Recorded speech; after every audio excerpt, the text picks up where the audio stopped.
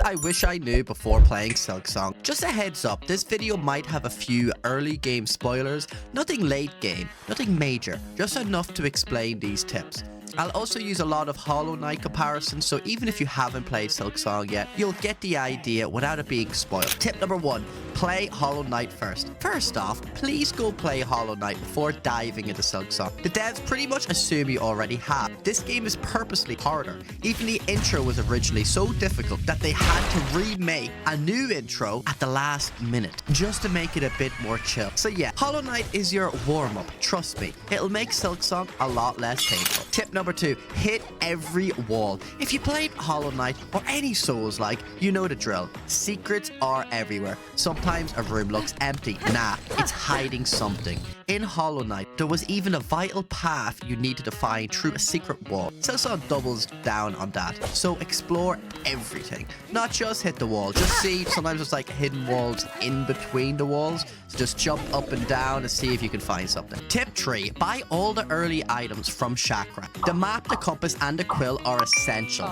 The map you can grab for her in each area, kind of like Carnival in Hollow Knight. If you hear her singing, follow the sound. You'll even see little golden chain trails she leaves behind to help guide you. Then grab the compass, equip it at a bench, and boom, you can see where you are in the map. It's basically the Silksong version of Hollow Knight's wayward compass charm, and without it, you'll be completely lost. Finally, pick up the quill. This automatically updates your map whenever you sit at a bench, and so you'll always know where you've been. Trust me, these 3 items will make exploring way less painful. Tip 4, buy the pins. And since you've already shopping at Shakra, here's the next must-have, the pins. They're not just for shops and benches. The real power of the pins, marking areas you can't get to yet. You'll constantly find spots blocked off because you don't have the right skill or ability. Trust me, pin those places. Later on, when you unlock that new ability, you can just check your map and go straight back instead of wandering around for hours wondering where that wall was. And if you're anything like me, you'll forget where half of them were.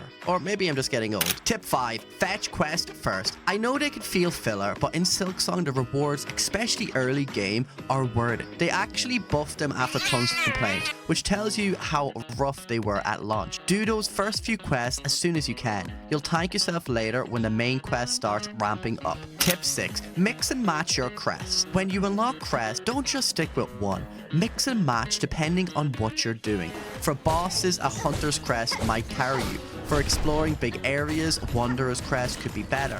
I used Wanderer for ages just because it felt familiar from Hollow Knight. But after testing, I realized how much variety Crests actually give you. Experiment, it'll pay off. Tip 7, save tools for bosses. Tools are strong, but they burn through shards fast. My advice, don't spam them the first time you fight a boss. Learn the moveset first. Probably die a couple of times, then start using your tools once you actually know how to get value out of them. Otherwise, you'll run out when it really matters. Learn that the hard way. Tip number 8, rosaries equals lifesaver. Make those rosaries. If you die and fail to recover your stuff a second time, boom, it's gone and it hurts. I once lost over 1,000 because I didn't want to take the 25% cut. Rosaries are basically insurance. Think of them as investments. They'll save you in the long run. Also, keep in mind your inventory limit is around 20 for each item. Most people won't hit that, but good to know just in case.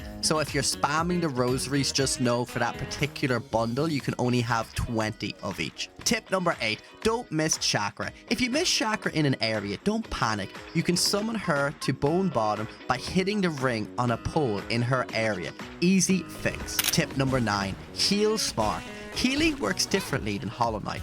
There you had 1 bar. In Silksong, you could heal for 2 or 3 at once. So don't panic, heal the second you take damage, wait until you've lost a chunk, then get more value out of it. And here's the big upgrade, you can even heal in the air. That changes boss fights a lot. And finally, learn to parry. Silksong rewards timing. If you master parries, you'll save health, get openings, and make fights way smoother. It's one of those mechanics that separates surviving from thriving. Anyways, there's way more I could add, but honestly, Silksong is one of those games that's best experienced blind. The magic comes from discovering things yourself. So take these tips, but don't go hunting down every spoiler. Let the game surprise you. You'll thank me later. Subscribe.